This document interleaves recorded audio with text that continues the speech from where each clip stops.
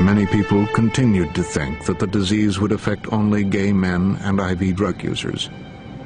But in late 1981, there was a report from a doctor at Children's Hospital in San Francisco who discovered it in a baby.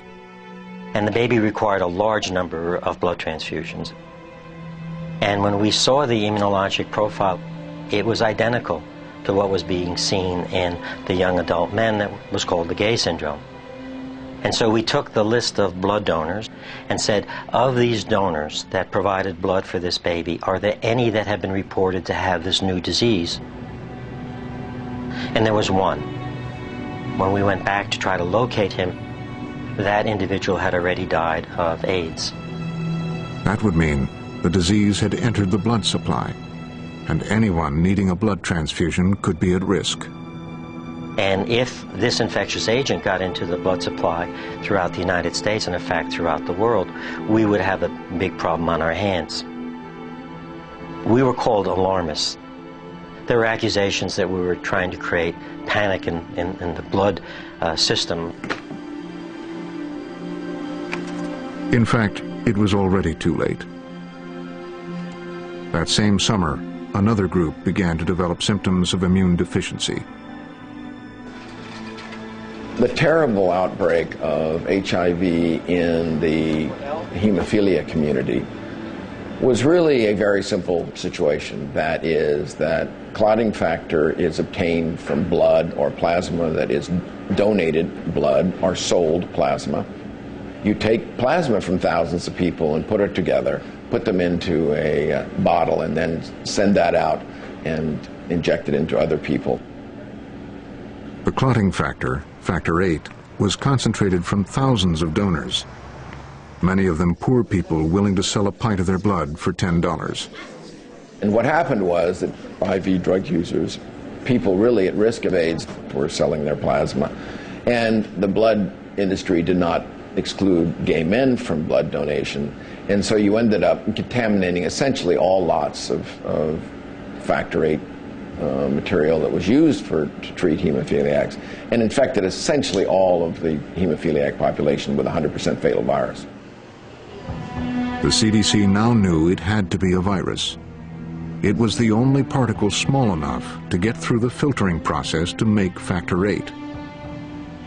The impact was tremendous, that this syndrome was caused by a virus, great concerns about the blood supply, great concerns about sexual transmission. It was now urgent to get to the blood bankers, but it would take many months to get their attention. We convened the leading members of the blood banking community, the leading members of the gay community, the leading members of public health, to talk about a rapid and appropriate response. CDC felt that the evidence was there, and what we expected from that meeting is for the blood banking community and the others to say, yes, we've got a serious problem, now what do we do about it? But the blood bankers were resistant. The evidence for this, in my view, is very weak and very early. We don't really have any proof yet that the nation's blood supply is contaminated. With no test, the entire blood supply was at risk. They faced huge financial losses. And they also didn't want to take on activists at the meeting who argued that screening was discriminatory. There's not enough evidence to finger any population or subset of individuals and say this group should not be allowed to donate blood. That was a public health disaster. I pounded the table and yelled at them, asking them how many people they wanted to kill. And I just said, if we instead of having another meeting, just tell us the number. Do you want 10 dead? Do you want 20 dead? Do you want 100 dead? That didn't go over very well.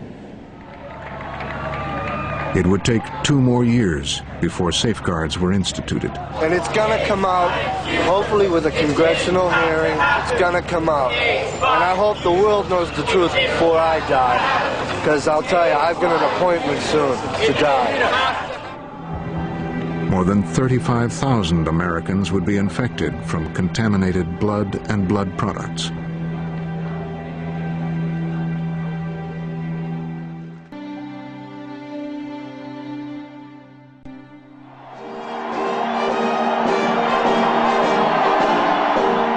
1985, at the beginning of the second term, the Reagan administration was still distanced from the disease.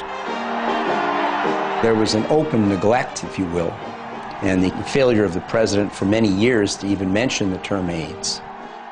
One of the most difficult things for us at the CDC was feeling like the communities that were at greatest increased risk didn't trust us, because we worked for an administration which wouldn't mention the word AIDS. In Washington, D.C., early on when there was a demonstration, the police wore rubber gloves to arrest people. There was a lot of ignorance. People were afraid of losing their housing. People were getting thrown out of apartments. People were getting fired. People were getting denied health care. So all of their worst fears were coming true. And that discrimination drove the long controversy about the use of the new blood test.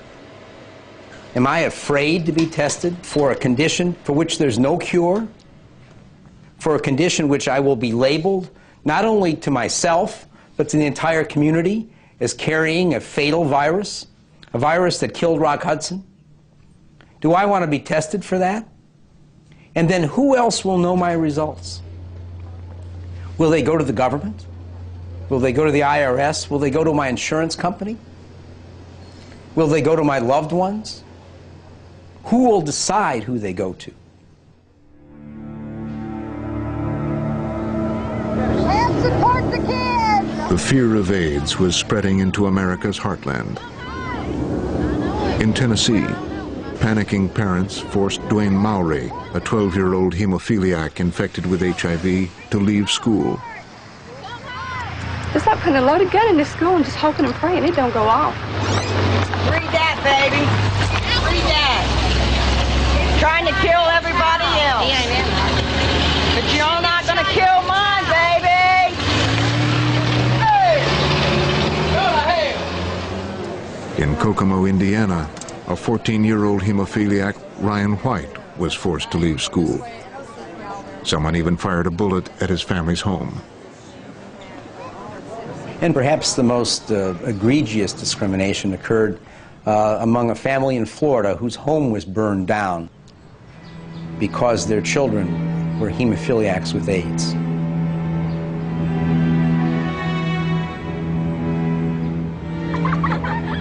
Before they were burned out, the Ray brothers, who had hemophilia, had also been forced to quit their school.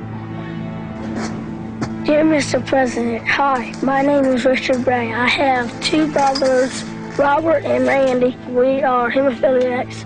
We are having a hard time now. My mom and dad can't find a job. We don't have a place to live.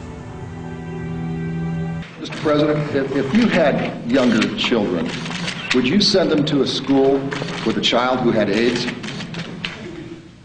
I'm glad I'm not faced with that problem today, and I can well understand the plight of the parents and how they feel about it. But at his press conference, instead of assuring the public that the AIDS virus is not transmitted through casual contact, the president said this.